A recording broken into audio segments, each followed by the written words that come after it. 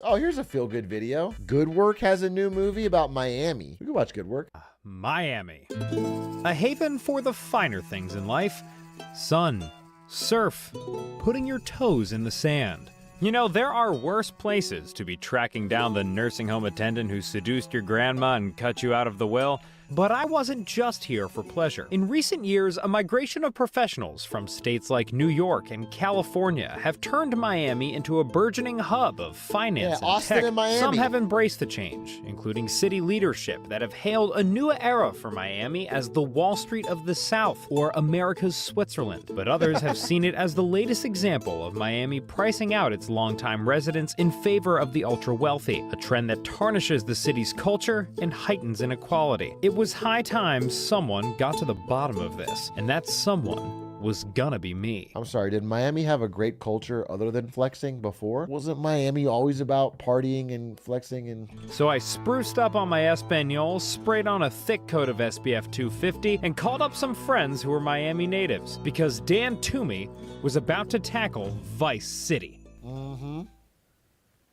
Bienvenido a Miami. Fresh off of the tarmac, my tummy started rumbling for the flavors of Latin cuisine. Of course, my virgin tongue has never experienced anything spicier than Hellman's lighter-than-light squeezy mayo. But if I wanted to find out what was really going on here, I was gonna have to blend in. So I started off my sleuthing with a trip to La Carreta in Little Havana, where I met with culture reporter Carlos Frias to learn more about the city's history. Needless to say, I was fitting right in. Mira, estamos haciendo un programa de televisión que tienen estos muchachos y yo soy de aquí y voy a ordenar unas cuantas cositas para que ellos lo prueben. No tenga miedo. As our first interview, we're here, so why pick this restaurant? I remember when Ari and I went to Florida, we got in a Uber with a guy who, I'm sorry, I don't remember his nationality. I want to say Dominican, maybe. The point is, he spent the whole ride shitting on every other... Like, by the way, he thought we would just join in. We thought we would agree. He was shitting on Cubans. He was shitting on, I can't even remember he had a joke for all of them. I think he was Dominican. Yeah, just fucking like 6 or 7 different nationalities. He was shitting on them the whole ride. It was like a 30-minute ride. And he kept looking back for our approval. It was really funny. I mean, he thought he was killing. So obviously I joined in with some jokes of my own, you know? Well, I mean, look at it. This is actually the cultural meeting places of Miami. Miami's, you know, it's 125, 150 years old as like an established place. It was pretty much a cow town where you would get things shipped up to Tampa, which back in the day was like the more important city, like before 1900. And Tampa was? Yeah. Oh, what a shit time that must have been. Since the turn of the 20th century, Miami has been reshaped by waves of immigrants coming into the city. In the early 1900s, it was black Bahamians that built the beginnings of modern Miami. By the 1950s and 60s, Cubans fleeing the Castro regime arrived in the city. And over the next few decades, immigrants from all over the Caribbean and Latin America settled here, often in search of an alternative to political or economic turmoil at home. You can observe the impact of the city's immigration waves by simply looking at a map of the place. Little Havana, Little Haiti, Little Bahamas, and Little Santo Domingo in the Alapata neighborhood are all distinct areas with distinct cultures. So that's kind of at the basis, is Miami's always getting remade by different groups that are affecting the culture of the place. And so that means it's always trying to redefine its identity. And yet, they're going to discriminate against the immigration wave of California tech bros? I'm sorry? We can't have little San Francisco in Miami and go around on our scooters, and this is crazy. This is crazy, dude. What a discrimination. And today, there's a new group of immigrants docking their ships in Miami's harbors, tossing their own spice into the city's cultural stew. But instead of Havana, they hail from Manhattan's Hudson Yards Equinox Gym Spa Hotel. Ladies and gentlemen, tech and finance have entered the chat. Miami is having its tech moment. The goal of turning Miami into the new Silicon Valley is a push from City Mayor Francis Suarez. Big investors are moving to Miami. Ken Griffin is moving both Citadel and Citadel Securities to Miami. Oh, fuck yeah. We are so back. If there has been any group to define this sinking city's recent history, it's been the bros and hoes of tech and finance. From some of the richest people on the planet to founders hoping to fund their startup over drinks at Art Basel. All of this really took flight during the pandemic, a time where more Americans moved to Florida than any other state. And this was encouraged by Florida's lax COVID policies. While other states closed their borders and required isolation, Florida welcomed transplants with open, tan, unvaxxed arms. And with them came the moolah. It's also like tax reasons, right? I mean, isn't Florida low or no income tax? Isn't it like Texas? Am I crazy? It's like way lower. Yeah, there's no tax there at all. Yeah, exactly. Oh, he gets to it? Okay, because like that's the main, 100% people are moving to Florida and Texas for tax reasons. More than anything else, more than any culture thing. I mean, we had so much money coming here from California and from New York, and a lot of this is like dovetails with COVID, right? Danny Rivero is a reporter for Miami's public radio station WLRN. And people were moving around the country and whatnot too, but the mayor said, come here. And boy, did they come. During the heat of the pandemic, members of the tech and finance community flocked to South Florida like a squadron of pelicans. We know this because they tweeted a lot about it. It was an entire burgeoning subgenre on Twitter of what I called like science fiction revisionism about Miami. People who were coming down here, who've been here for like 2 weeks, were like, guys, like that's how every fucking tweet would begin. Guys, comma, or like ellipses, like no traffic, great hospitality, outstanding government. I'm like, I do remember this. What are they? It was all over Twitter. Describing. It was all the crypto bros talking about how Miami was like the fucking perfect place to live. It's the greatest. The weather was perfect. Bro, I lived in Florida. The humidity is fucking miserable. It's miserable. You're drenched with sweat. So all of us who've lived here for literally ever are trying to understand how people who have been here for 2 days or 2 weeks or 2 months want to like man bro explain to us what Miami is. Were you tweeting back at them too? Or I was the only one. Billy Corbin is a documentarian and commentator who hosts the Because Miami podcast. After hearing him talk about the city on something called the Joseph Rogan Experience, I decided he was ready for a big-time interview with Dan Man himself. Damn, a decision I immediately regretted. You're the whitest person I have ever met. Really. You're the same color as your shirt. When I first met you, I thought you wanted to tell me about this wonderful book. I just like... Are you done? Yeah, I'm sorry. Is that it? Yeah. It's like me, I'm roasting you and you're still this white. Right. It's unbelievable. Right. You got any others? No. No? You sure? I do. You want to invite anybody else in on this? Yes. Clearly, Billy was confusing me for some white guy.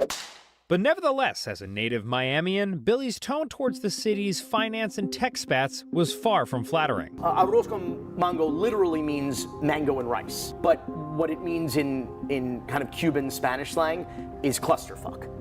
And so I referred, when the tech bros started moving to Miami during the pandemic, during 2020, I referred to them as the Arroz con Man Bros. The jokes are funnier when I explain them. Perhaps the most arroz of these man bros was none other than Francis Suarez, the mayor of Miami who became the figurehead for the movement to turn the city into a commerce hub. I like mango and I like rice. I don't see how they go together. It doesn't sound good to me at all. It sounds bad. It's a dessert? Oh, it's like a sticky, okay. I'm thinking of like just rice. You know? It was on December 4th, 2020, when venture capitalist Delian Asparohov tweeted about moving Silicon Valley to Miami, and Suarez responded with a simple, "How can I help?" Then came media appearances, more tweets, and soon a billboard in San Francisco, dragooning tech employees to get their glue-colored skin and bad posture down to South Beach stat. As a mayor of Miami, he doesn't have a lot of power. The power is at the county. He's the mayor of the city. A lot of people get that confused, and that makes the mayor of Miami seem like a much bigger deal than he really is. But he has done a phenomenal job of promotion, right? Like that is almost the extent of his power. Is that Kevin O'Leary? One of the main vehicles for that promotion was the Hobbit-entrancing fluff money of cryptocurrency. Crypto! In 2021, Miami launched a fully-fledged assault to become the crypto capital of America. The Miami Heat renamed their stadium FTX Arena. Mayor Suarez announced that he would take his first paycheck in Bitcoin. Miami also minted its own cryptocurrency called Miami Coin and even Holy installed shit. a crypto bull downtown to compete with New York's Wall Street Bull. The Crypto Bull is right in downtown at Miami-Dade College, right over the bridge from here. You can go visit it.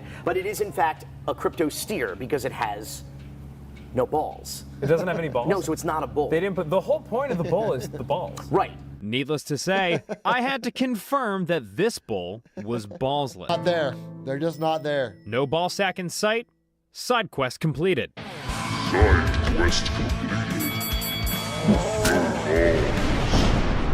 Unnecessary. And even though a lot of this crypto hype ended up vanishing into the night, Wait, Miami coin wasn't a safe bet? Oh, I hope Ari has a fun night. I put it all into Miami coin. Uh-oh. This is awkward. It was 100% investment because I thought, no way, it doesn't. Maybe if I hodl? Maybe if I diamond hands? Miami's great corporate offensive was actually pretty successful in luring the financial class to the city. Since 2020, Blackstone, Goldman Sachs, Icon Capital Management, Peter Thiel's Founders Fund, and hedge fund manager Ken Griffin's Citadel have all relocated offices to Miami. Between 2021 and 2022, an estimated $6 billion in annual income arrived in Miami-Dade County alone. Now, rich people moving to Florida isn't a new trend. For generations, the wealths have flocked to these beaches in search of good weather and strippers to pay pig. Rich people have always bought their 4th, 5th, and 6th homes in Miami. What I'm saying is that that's nothing new. Rich people moving to Florida and South Florida, whether it's as a tax shelter or haven or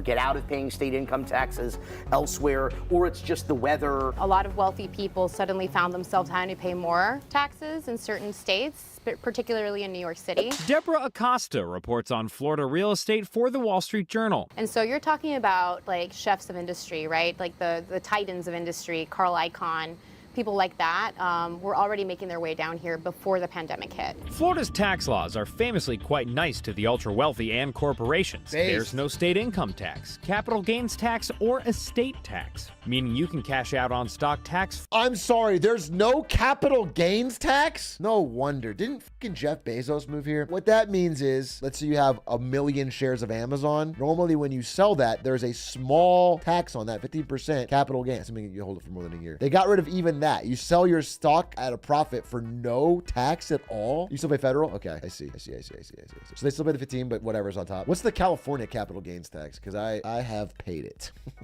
13%. Jesus Christ. And also inherit wealth and property tax-free. Plus, the corporate tax rate is relatively low at just 5.5%. Meanwhile, the Biden administration and many individual states are doing their darndest to combat America's record-breaking wealth inequality by trying to tax the very richest people in our country more. So the sunny shores of Florida are looking nicer than ever if you're one of them richies. Like this fella. Jeff Bezos switching coasts, the founder of Amazon.com, taking his talents to Miami. That's right. Earlier this year, none other than Jeff Bezos. Jeff said, I'm doing it because I want to be closer to my family. You've been in Seattle for fucking 30 years, and it's like, it's for family reasons. And it's like, bro, shut the fuck up. You can fly anywhere in a private jet. You are doing this entirely for tax reasons. However, it doesn't take an investigative journalist to crunch the numbers on this one and conclude that sentimental ain't the only kind of value Jeff is gaining here. And thank God, by the way, because I am not an investigative journalist. I'm actually two curious little aliens whose ship crashed on Earth and took shelter inside of this human trench coat. We're extremely interested in the dysfunction of your planet's financial system, and we look forward to probing Mr. Wonderful. Back in 2022, Washington State implemented a 7% tax on capital gains over $250,000 per year. That was the same year that Bezos stopped selling Amazon stock, which he had been doing annually since the 90s. Then this year, after he touched down in the 305, Bezos filed paperwork to sell 50 million shares worth over $8 billion at the time of filing, saving him at least $600 million in taxes on the sale, which, for what it's worth, covers the cost of his new 417-foot super yacht. Jeff now has multiple properties over here at Indian Creek Island. This dollop of land, also known as Billionaire Bunker, is home to people like Carl Icahn, Tom Brady, and Jared Kushner, and is only accessible via a guarded bridge. Soon after this moment, I was sniped by a tranquilizer dart to the penis. This island is ground zero for the extreme wealth that's moved into the city. Today, the 5 wealthiest property owners on Indian Creek now controlled a combined fortune of about $191 billion. For the people on Indian Creek, this tax deal in Florida is mucho primo. But for everyone else, It's not mucho, and even less primo. We find that Florida is actually the worst in terms of having a tax system that increases inequality. A tax system where the... Chat, quit your whining. They deserve it, okay? They deserve every single dollar of that. They earned it through hard, back-breaking labor. And also, Jeff Bezos owns 3 fucking properties in Florida alone, and I think all of them are over 60 million. It's crazy. Why do you need 3 $60 million mansions in like the same area? That's so crazy to me. It's just like, just get one. Just get one. Get $120 million mansion. You know what I'm saying? But 360s? The bottom fifth of taxpayers in Florida, people earning less than $20,000 a year, pay 5 times more of their income in state and local taxes than the top 1% in the state, people earning an average of $3.3 million a year. You know, and it's not just the lowest income either. Like for the bottom 40% of earners, you pay a higher tax rate in Florida than you do in the rest of the country on average. Does that sound fair to you? Like, let that soak in. Sorry, can't hear you over the sound of my $20 rooftop marg, Amy. Fun numbers, though. The outsized tax burden on the lower and middle class is just one of the things making it increasingly difficult for everyday Miamians to afford to live there anymore. South Florida has the second worst inflation rate of any metropolitan area in the U.S., and the state as a whole has car insurance prices that are 55% higher than the national average. Just don't get insurance. There's no traffic, right? There's no problem with traffic in Miami, so there's no worries of any car accidents. So I'll just skip insurance. It's not going to come up. Miami already had one of the worst wealth gaps in the country, even before half of Goldman's equity traders schlepped their banker bags down here. These historical trends, combined with the more recent wave of professionals moving in, has caused Miami's luxury real estate market to explode, putting a huge strain on the county's housing system. Oh, it's home insurance? Well, that some of that is climate change. It's the same thing with California where you can't get fire insurance. Like insurance companies just won't sell you fire insurance if you get a house because there's like a serious, they like know they'll have to pay it out. They know there's going to be another wildfire. So they just don't, like the government had to step in. At the end of last year, California allowed insurance companies to factor in climate change predictions when setting insurance premiums. In exchange, insurance companies agreed to give more policies to high-risk areas. While this means more companies will stay in the state, it also means plans will be much more expensive to the consumer as companies include the increased risk of wildfires. Developers were already building a bunch of rental housing, and as things started like ratcheting up in Miami, it suddenly became almost like unaffordable for them to do middle income or lower income housing because the land became so expensive. Just like all the tremendous amount of capital that has made its way down here, you know, it's like insane. Really. A big swath of the new luxury demand is being driven by hedge fund employees whose firms have relocated. One Sotheby's agent recently said that most of the luxury homes he sold in summer 2023 were to hedge fund buyers, about half of which were Citadel employees. And so it creates a problem, obviously, for the middle and lower classes to find housing in this area, despite the fact that there's so... I'm sorry, but can't the middle and lower classes just work at a hedge fund? Am I out of line here? Everyone just work at a hedge fund. Then you'll have the money. No, you're 100% right. No, you're valid. Thank you. I appreciate that. Because like sometimes I feel like I'm taking crazy pills. Like, okay, why can't everybody just do that job? You're saying what they're too afraid to say. Thank you so much.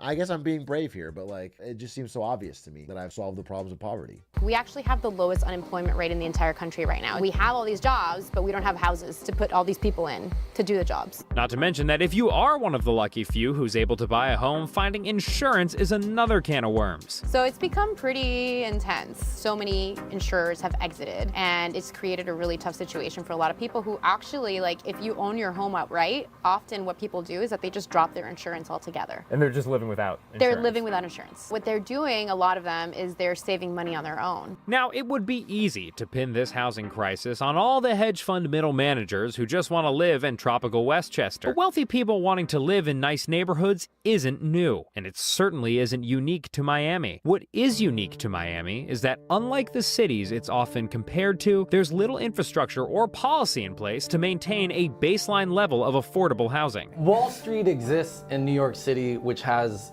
vast housing policies. They have rent control. They have, tons of subsidized housing. I mean, a lot of people would argue they need more, but they have like actual structure and policies around these things. Singapore, the government is very involved in making sure that people have a place to live. They have policies beefing this up and making it so that you're not left assed out on the street. And you're saying Miami does not? We have, we do not have that. That's not in the DNA of what we do here. You know, not to say there's nothing going on. The county government, especially especially has been pumping a lot of new money into developments, but it's all on the private market. The local government retains no ownership. It's nothing compared to any of these other cities that we're talking about. Which is how we arrive at Miami's fundamental problem today. It is a city with an unquenchable thirst for growth, but it doesn't have the land, the policy, or the infrastructure to keep growing sustainably. Crypto fixes this, okay? I don't know how, but I know it's the thing people say, so I'll say it confidently. This is where the blockchain comes in, folks. It's gonna distribute the water, it's gonna distribute the risk. Virtual land could be involved, Web3, I'm saying other buzzwords. Metaverse, the metaverse, folks. Growth is our #1 industry, and it is a peninsula. That means we have a finite amount of space in real estate, and we are already way overextended. Our roads cannot handle the numbers that we already had, let alone the numbers that we now have and will have in the future. Our sewage system is It's similar in LA, obviously, very bad traffic city, but at least we don't have the humidity. I just can't imagine being stuck in a hot, sticky car with the humidity while it's like hell. It's hell on earth. That's the worst thing I can think of. There's gonna be a time you're gonna come out of your home and you're gonna be in water up to your ankles, and that's just how it's gonna be.